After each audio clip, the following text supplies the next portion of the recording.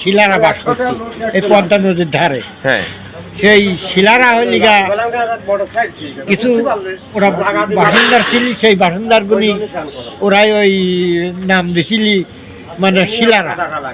এই ওই নামের নামে মানে শিলাই দেওয়া হয়েছে। হ্যাঁ, শিলারা বাস করতি ওই শিলার পর তারপর ওই ইংরেজরা আইছিল, ওই ইংরেজরা ওরা ই করি ওই নামটা মানে বাতলা দিয়েছিলি আপনার বিশ্বকবি শিলাইদা।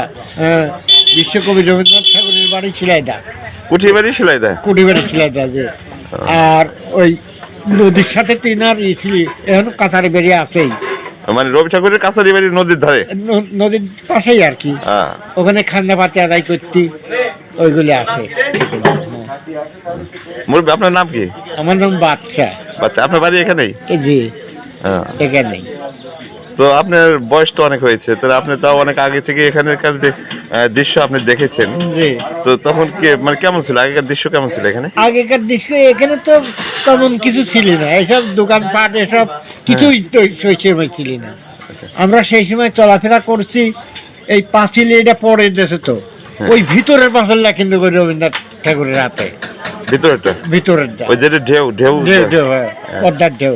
আচ্ছা, ওটা পদ্মার ঢেউ। এই পদ্মার ঢেউ দিছে কি কারণে?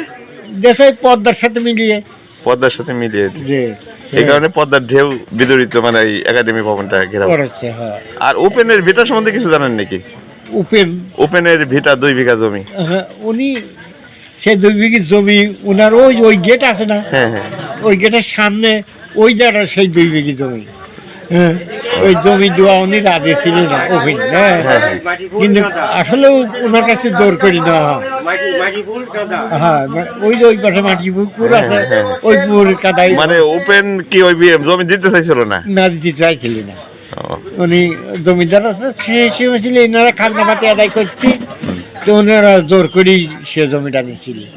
ওই জন্য কবিতাটা উনি দেখি ঠিক আমার বাপ দাদার আমলের থেকে আমি শুনে আসছি। হ্যাঁ, যে ওনার ওই বংশধর ছিল কোঠাইদারের মতো। হ্যাঁ, মানে ভালো ভালো মিসাল ধরে নিয়ে যায়, তারা মানহানি করছে, অনেক কিছু করেছে।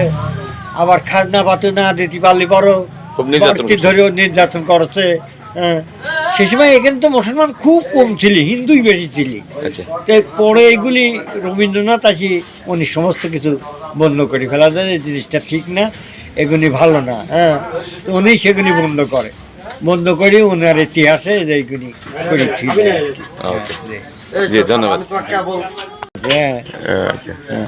ধন্যবাদ।